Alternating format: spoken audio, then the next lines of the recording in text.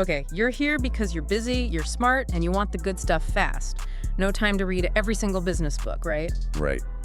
So let's just dive straight in. Welcome to the deep dive, where we pull out the absolute core insights. And today, we're tackling Alex Hormozi's $100 meter offers. And this book, it's not just hype. It's got serious backing. I mean, think about Brooke Castillo. She apparently boosted her annual profit by like $5 million just from applying these ideas. Wow, $5 million. Yeah. And Ryan Daniel Morand over at capitalism.com, he credits the book for giving him the guts to really scale things up. Okay. And Andrew Arcue, accountingtax.com, his business apparently doubled to $10 million in like 2 months after using these strategies. Yeah. Now they're aiming for $23 million. It's real world impact. Seriously impressive results. So yeah, our mission here is basically to boil down how to create offers that are just, well, irresistible to your ideal customers. A no-brainer offer. Exactly. We're giving you the shortcut, the highlights of Hormozi's system for making offers that can actually, change your business all in, like the time it takes to grab a coffee. We'll touch on all the main parts he covers, give you a solid overview. Okay, let's do it. Where does Hormozi even start? It wasn't all smooth sailing for him, was it? Oh, definitely not. He's pretty open about the rough patches. Like a $120,000 hold that nearly sank him, a partner leaving with a big chunk of change. Ouch. Yeah, and apparently hitting absolute bottom, like just over $1,000 in the bank on Christmas Eve. He shares that stuff, I think, to show it's, part of the journey. Makes it relatable. Yeah. Totally. And his big realization, getting out of that hole, wasn't just about working harder. It was about learning a specific skill. Which The is? skill of building what he calls a grand slam offer. That and having his partner Layla supporting him was crucial. Right, so it's this idea that crafting a great offer is something you can actually learn. It's not just magic. Exactly. It's not just about your product or, your fancy marketing. Hormozi really hammers home that the offer itself is central. And that's what turned things around for him Yeah. and his other company. That's the claim. It fueled his comeback, and now his portfolio companies are reportedly doing, what, $1.6 million a week? Something like that? $1.6 million a week. Okay, that definitely gets your attention. It shows the power of mastering this one thing, right? Yeah. And a huge part of that is understanding this split. The difference between selling based on price versus selling based on value. The classic race to the bottom versus creating real value. Precisely. Compete on price, and you're just a commodity. Squeezed margins, always looking over your shoulder. It's a losing game long term. Nobody wants that, so the alternative is focusing purely on value. Yeah. Make your offer so distinct, so valuable, that people aren't even really comparing you on price anymore. You're in a different category. He uses this example, I think it was software for ad agencies. A standard version made okay profit. Right. But the Grand Slam offer version, it pulled in something like 22 times more profit. 22 times, just by changing the offer structure. That's the idea. Yeah. That's the leverage you get from a truly value pack offer. Right, so how do we actually build one of these Grand Slam offers? He has a framework, right? Like pillars? Yep, 4 main Yeah. pillars. The absolute first one, foundation level, is picking your starving crowd, your market. Starving crowd, I like that. Meaning you need intense demand. He uses a really simple picture. Imagine a hot dog stand. Average hot dogs, maybe. But if you're the only stand facing a huge, hungry crowd just leaving a concert, you'll sell out. Right, the demand pulls the sales. Like the toilet paper thing a while back. Exactly. Basic product, crazy demand, people paying more even. The market matters immensely. He tells a story about that, doesn't he? About his friend Lloyd. Yeah, that's a great one. Lloyd had good software, but it was for newspapers. And, well, that market was shrinking, right? So he was fighting uphill constantly. Tough spot. Then COVID hits. Lloyd pivots, same skills, basically, but into making masks. Suddenly, boom, explosive demand. He saw massive success super fast. Wow. So the market can make or break even a good product. Totally. So Hormozi gives 4 signs of a good market. 1, massive pain. People need to be desperate for a solution. Okay. 2, purchasing power. Can they actually afford what you're selling at a price that works? Makes sense. 3, easy to target. Can you actually reach these people efficiently with your marketing? And 4, is it growing? A growing market is way easier than a shrinking one. Got it. Pain, power, targeting, growth. And he mentions those evergreen markets too. Right. Health, wealth, and relationships. People always have needs in those areas. There's constant demand there. Okay, but what about people trying to sell to like everyone. He has that phrase, the niche slap. Ha, yeah, the niche slap. It's his direct way of saying you need to focus, especially if you're under, say, $10 million a year. Why focus so much? Because trying to serve everyone often means you serve no one particularly well. You dilute your message, your value, niching down, getting really specific about who you help and what problem you solve. That lets you increase your perceived value. How so? Think about it. A generic time management course might sell for, what, 20 bucks? Maybe 50. Yeah, something like that. Okay, now imagine the time management system designed specifically for solo real estate agents who are drowning in showings and paperwork. Ah, okay. Much more specific. Right. Suddenly, that feels way more valuable to that specific agent. They see themselves in it. You can charge, I don't know, $500, maybe $1,000, because it solves their exact pain points. That makes sense. Specificity equals value. Okay, so pillar 1. Yeah. Nail the market, find the starving crowd, and niche down. What's pillar 2? Pillar 2 is crafting the Grand Slam offer itself. This is the core of it. All right. How do we start? He quotes Travis Jones. Make people an offer so good they would feel stupid saying no. That's the goal. Okay, sounds good, but how? 2 main steps. First, really understand the dream outcome your customer wants. What's the absolute best result they're hoping for? Get crystal clear on their ultimate goal. Exactly. Yeah. Second, list out every single problem, obstacle, or frustration they face trying to get there. Everything. Like the weight loss example you mentioned earlier. Perfect example. Dream outcome. Lose weight, feel great. Problems. Meal prep takes too long, don't know what to eat, no motivation, hate the gym, cravings hit hard. You list everything. Okay, so you map out their whole struggle. Then what? Then you systematically turn each problem into a solution that's part of your offer. Problem. Meal prep takes too long. Solution. Quick 15-minute healthy recipes.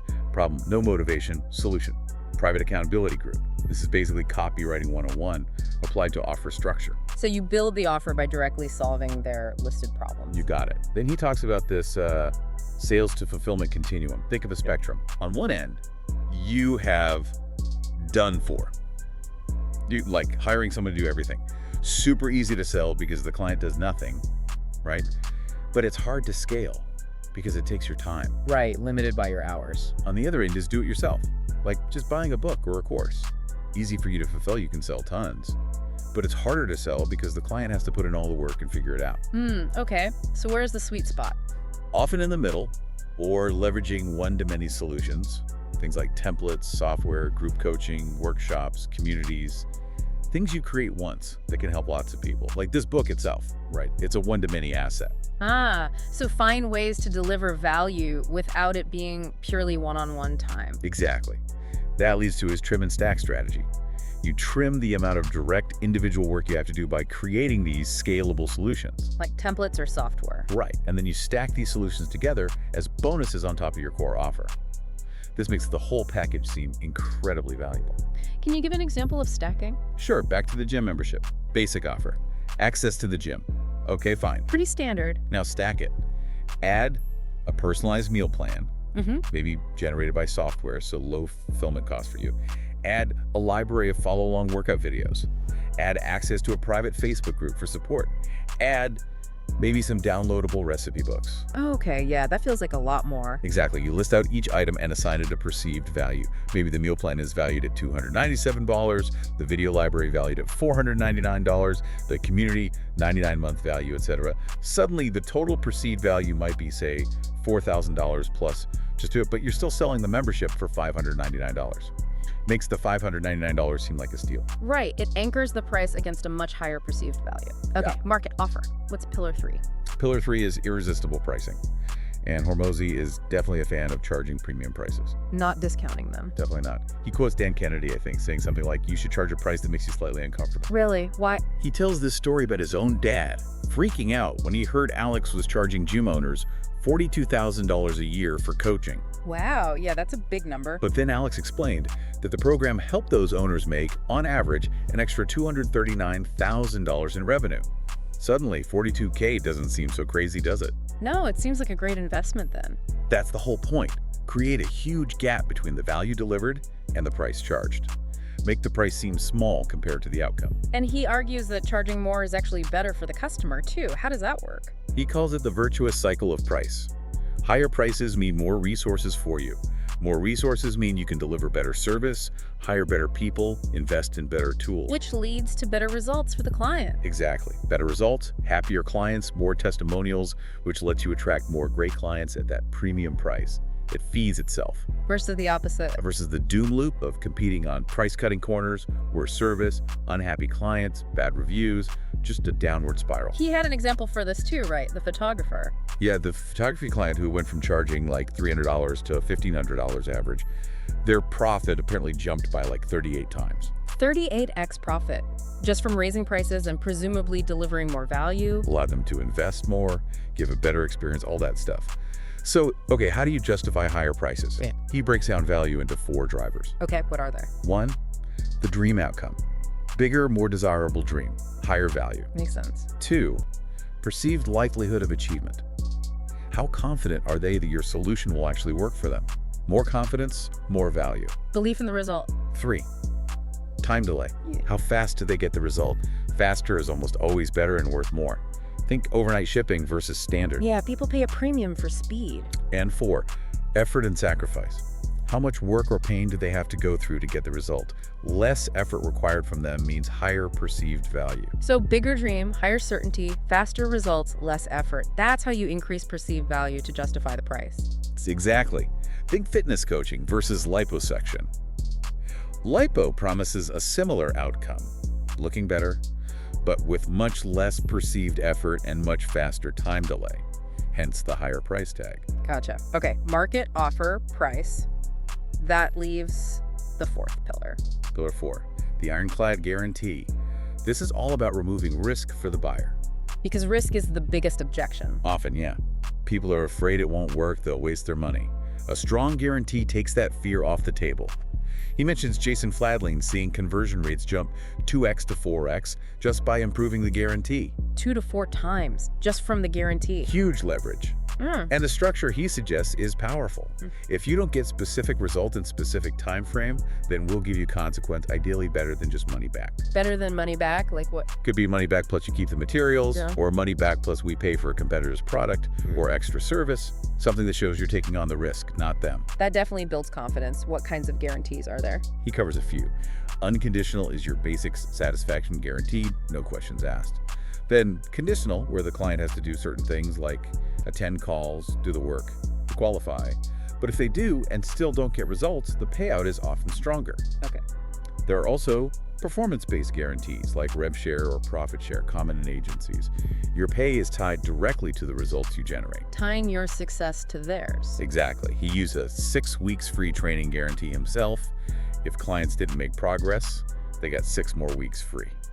Very low risk for them to try. Makes sense. Anytime you wouldn't use a guarantee. He briefly mentions anti-guarantees for maybe super exclusive high-end stuff where the lack of a guarantee can actually signal scarcity or high demand. But for most businesses, a strong guarantee is powerful. Okay, that covers the 4 pillars. Market, offer, price, guarantee. But even the best offer needs to be seen, right? That brings us to naming. Yeah, exactly. A great offer deserves a great name. He needs to communicate the value quickly. He talks about the implicit egotism effect. People kind of like things that subtly relate to them. Interesting. So how do you name it effectively? He gives these power components for a headline. Things like an enhancer, like free, new, the core offer itself, the target audience, the big result they get, maybe a time interval, and a container word like system, blueprint, challenge. Whoa. Okay, that's a lot to fit in. Can you give an example? Sure, let's stick with the dentist example. Maybe free enhancer, 90-day time interval, patient attraction blueprint, container word plus core offer. For cosmetic dentists, target audience, guaranteed to add 15 high-value cases. Big result plus guarantee element. Okay, yeah. Free 90-day patient attraction blueprint for cosmetic dentists, guaranteed to add 15 high-value cases. That's pretty specific and compelling. Right. You combine those elements to make it instantly clear who it's for and what they get. He also touches on, offer fatigue and how you might tweak things over time, starting usually with the headline or the guarantee. Got it. So just to sort of wrap this all up then, this deep dive into $100 meter offers really gives us that framework. 4 pillars. Yep. Nail your market, that starving crowd. Craft an amazing offer solving their specific problems. Price it based on massive value, not cost. And remove risk with an ironclad guarantee. And then wrap it all up with a name that grabs attention. That's the essence of it. It's all about creating that huge gap, that value discrepancy, so people feel, well, kind of dumb saying no. Hopefully, listening to this has given everyone some ideas, some aha moments for their own business. Yeah, ways to maybe rethink how they're currently presenting things. So maybe the final thought to leave people with is this. Look at your own business right now, your current main offer. What's one piece of the market, the offer itself, the price, the guarantee that if you applied these Hormozi principles could make it truly irresistible? Yeah, what could you tweak to make people feel stupid saying no to you? Something to chew on. Obviously, this is just scratching the surface. Reading Hormozi's book itself would give you way more detail. For sure. But applying even some of these ideas could really move the needle. Maybe get you closer to those big milestones, that feeling of security he talks about. Absolutely. Well, thanks for digging deep with us today.